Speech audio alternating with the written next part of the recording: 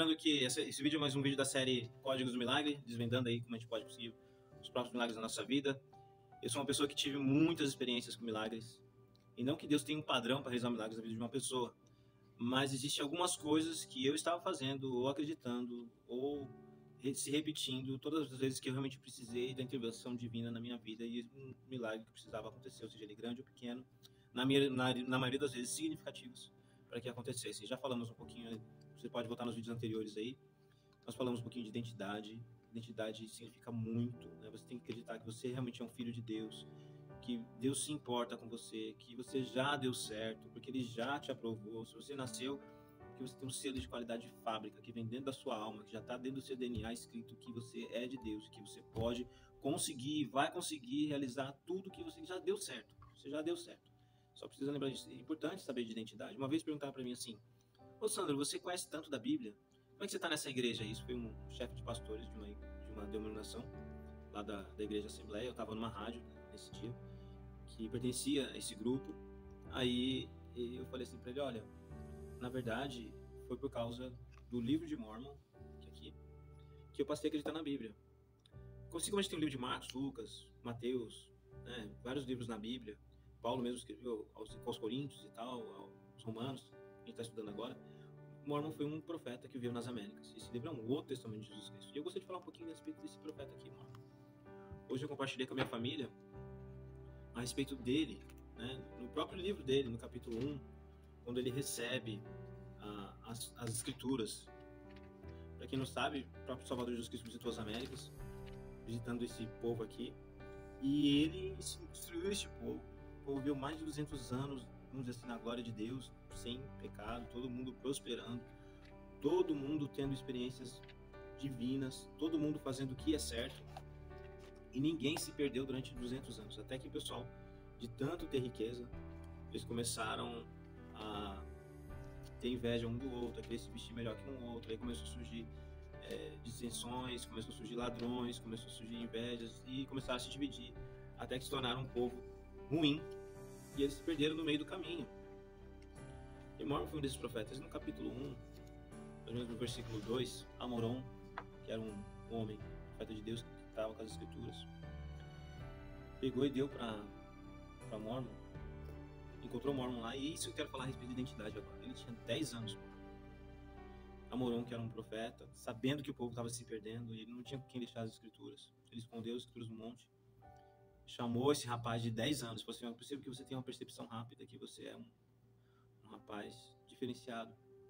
Então eu vou confiar essas placas para você. Quando você tiver 24 anos, você vai em tal lugar, tal monte que vai estar lá escondido. Você vai ter essa missão de continuar esse trabalho. Ele foi chamado como profeta com 10 anos. O que uma criança hoje de 10 anos faz? Como é que você tem treinado os seus filhos? Eles estão capazes hoje de receber uma herança dessa. Eles sabem o que eles vão fazer quando na fase de adulto. Eu, quando eu tinha uns 14 anos, eu queria ser missionário, e eu fui. Me preparei para isso. Então acho que nossos filhos precisam saber quem são. O que você vai ser quando crescer? A continuação do que eu sou agora, o filho de Deus. Tem mais semelhança dele, vou continuar prosperando com o meu propósito. Eles têm que saber isso. E Mormon sabia disso. Quando Mormon faz 16 anos, ele é chamado capitão-chefe do exército nefita. Com 16 anos. Então a gente imagina, será que o povo hoje tem preparado a juventude para saber quem são, que valor que eles têm? Se nosso país hoje entrasse em guerra, será que nossos jovens seriam capazes de defender-se a si mesmo e a sua família? Será que se eu chegar para um garoto hoje de 10 anos, chamar ele como um profeta, de falar que ele vai seguir no caminho que todo mundo vai rejeitar ele, que ele vai ter que pregar a palavra mesmo assim, fazer a vontade de Deus? Então, assim, para a gente entender quão importante é a identidade. Então, volta e meia eu vou entrar em alguns assuntos. A identidade foi a primeira coisa que nós falamos, é muito importante. Vamos falar também, a gente falou um pouquinho já de visão e de fé. Visão é você realmente usar a sua imaginação. A imagem tem que vir na sua mente, você tem que imaginar aquilo que você precisa, o que você quer alcançar, e agir como se já tivesse acontecido, para que você possa ver com os próprios olhos aquilo que você só via com os olhos da sua fé. Muito bem. Aceitação. Eu vou lá para a história magnífica de aceitação do profeta Abraão. Abraão não era perfeito, tinha seus defeitos mesmo, algumas pessoas gostam de lembrar disso, mas Abraão era chegado com o Senhor, e o Senhor prometeu para Abraão, na sua velhice, que ele ia ser pai de muitas nações, que ele ia ter um filho. Esse filho foi Isaac. E ele cuidou de Isaac, né? E o Senhor pediu para que Abraão sacrificasse Isaac. O Senhor queria conhecer o coração de Abraão. Será que ele está comigo mesmo ou está nesse filho aí? Nós podemos fazer essa mesma pergunta porque várias escrituras mostram que o Senhor queria saber onde estava o nosso coração. Ontem mesmo estava conversando com alguns rapazes a respeito do jovem rico. As pessoas se atentam à riqueza ali, mas o problema não era a riqueza, onde estava o coração da pessoa. E o que lhe faltava ainda? O que faltava para Abraão ainda? Era mostrar para o Senhor que ele estava em primeiro lugar na vida dele. O que faltava para aquele jovem rico? Era mostrar para o Senhor que o coração dele estava no Senhor. Qualquer um pode guardar os mandamentos. Abraão guardava, o jovem rico guardava. E às vezes nós vamos ser postos à prova na nossa fraqueza, onde está o nosso coração, né? E por que eu estou lembrando da história de Abraão? Que Abraão estava disposto a sacrificar seu filho para fazer a vontade de Deus. Abraão ia sacrificar o filho dele e Deus ia continuar sendo Deus. Quando Abraão foi, um anjo apareceu e falou que não precisava mais. Apareceu um cordeiro lá e eles sacrificaram o cordeiro. Então o que eu quero dizer com essa história? E eu vou falar mais a respeito disso quando a gente falar a respeito de pedir a Deus, né? Mas Abraão estava disposto a fazer a vontade de Deus, independente de qual seja.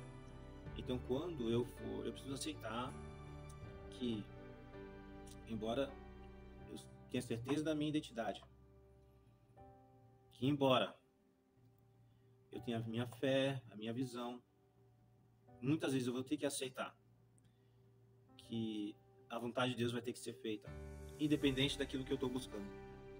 Se você conseguir fazer isso, você vai evitar muitos problemas. Você vai aceitar que aquela pessoa que você perdeu, ela tinha que ir. Você vai aceitar que aquela situação que você queria e não aconteceu, por motivos ali da sua vontade, não era para acontecer. Você vai aceitar que Deus continua sendo Deus, mesmo não te dando aquilo que você quer. Que pode ser que Ele não queira isso para você. Deus fala nas Escrituras que a sabedoria dele é loucura para os homens. Consegue entender isso? Então eu sugiro que você escreva aí.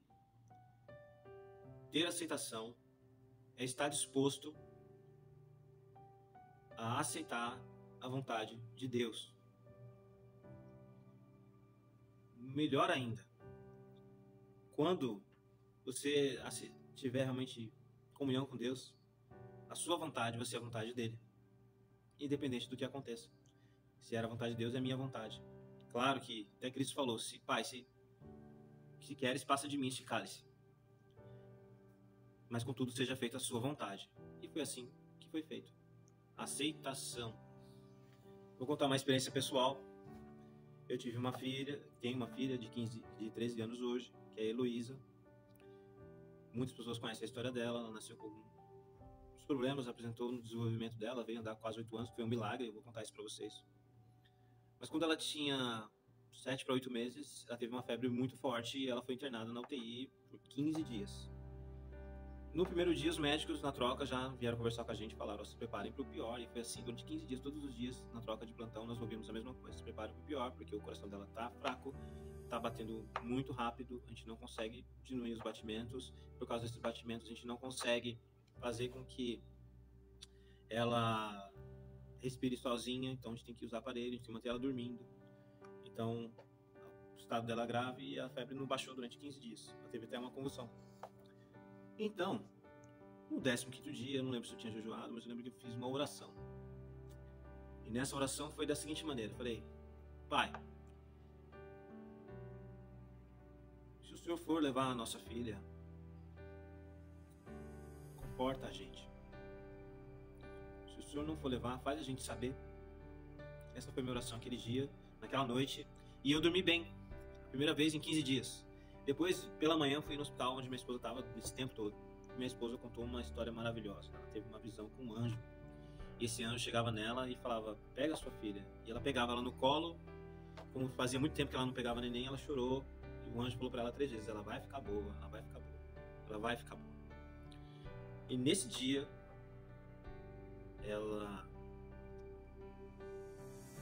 voltou a respirar sozinha. O coração dela começou a bater normal, se fortaleceu e a febre baixou e ela saiu da UTI. E contrariando muitas coisas, está aqui até hoje com a gente. Então, o que eu quero dizer com isso é que quando você for pedir alguma coisa para Deus, ou esperar alguma coisa dele, você tem que estar disposto a fazer aquilo que você não quer.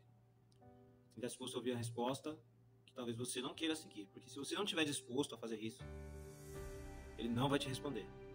E talvez, se eu tivesse feito isso no primeiro dia, que ela estava na UTI, não teria durado 15 dias. Eu tenho que estar disposto a fazer a vontade de Deus. Não existe uma oração perfeita, oração certa. Existe um coração. Abre o seu coração a Deus e começa a falar com Ele as coisas que você sente no seu coração. Explica para Ele, conversa com Ele. Ele é uma pessoa que existe. Ele está aí para nos ouvir, Ele fala conosco. Ele está disposto realmente a nos ajudar.